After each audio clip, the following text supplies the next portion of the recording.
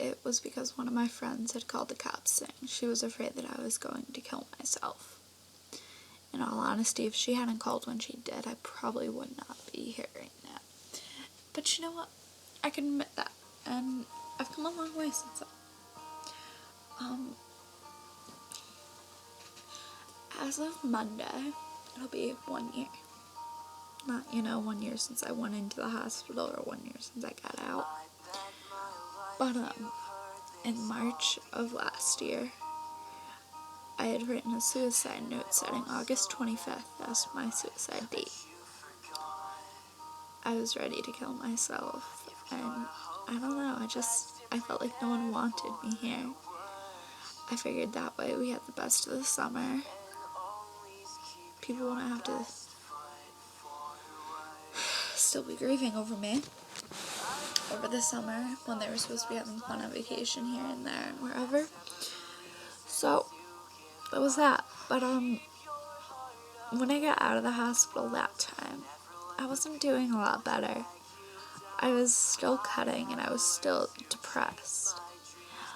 I still wanted to die, and things just started snowballing and they were going downhill real quick. And I don't know, I lasted about a month out of the hospital, and then I went in for psych eval and they put me in PHP. So dealing with that, was fun. But about 3 weeks into that, I started deteriorating fast.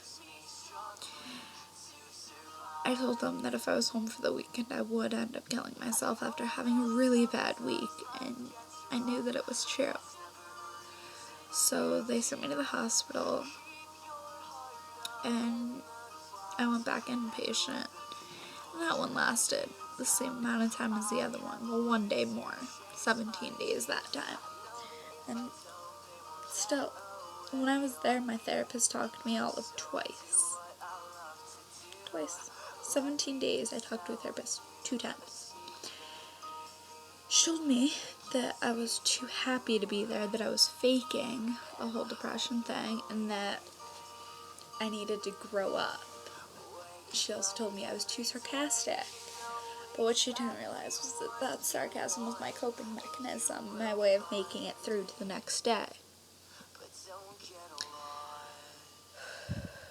She released me, and that was about an hour away from home. It was in New York, so that was fun.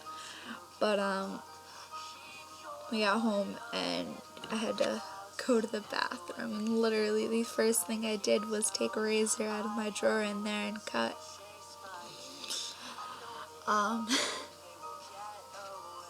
That was probably one of my worst moments. But that week, by the end of the week, my left arm was cut from wrist to shoulder, and they weren't deep enough to need stitches, but they were deep enough. And of course, my mom walks in one night as I have a blade to my wrist, blood already pouring out. I just realized my music is still playing in the background, okay. Back on topic. So, she didn't bring me to the hospital that night. She waited until the morning. She made me sleep on the couch with her in the same room. She didn't trust me. I wouldn't trust me either. But, next morning, she brought me to the hospital, and they didn't think what was going on was significant enough to put me inpatient yet again. So my mom almost took abandonment charges because she didn't want to take me home like that. She says she did it, or almost did it, because she wanted to get me help and she knew that I wouldn't be able to get it otherwise. But I still haven't been able to make myself believe that it was anything other than her inability to deal with me anymore. But hey,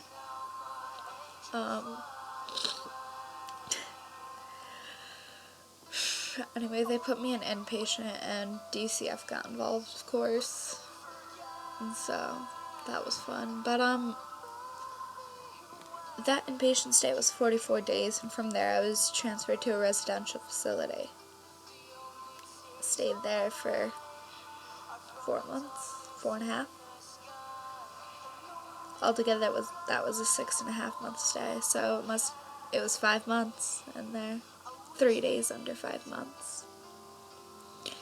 But you know, it was getting worse. Like, I'm not gonna lie, I was sneaking razors in all the time. But eventually, I realized I couldn't keep doing it to myself.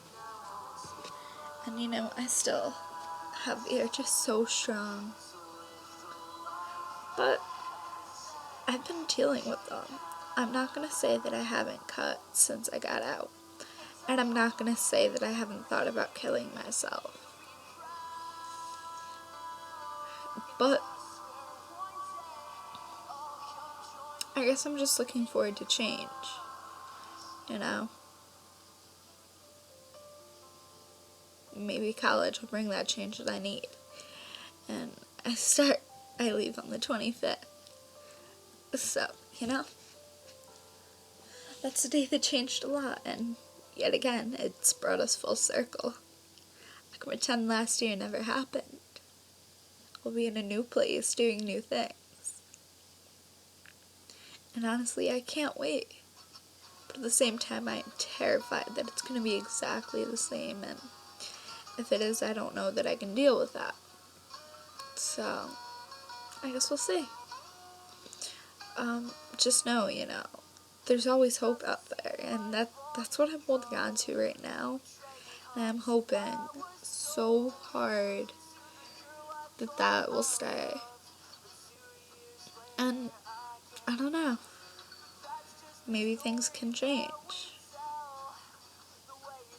I'm not gonna say it gets better, I'm just gonna say it changes.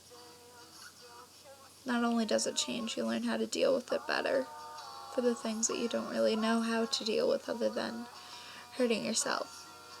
So, just hold on, you know, until things change at least. So,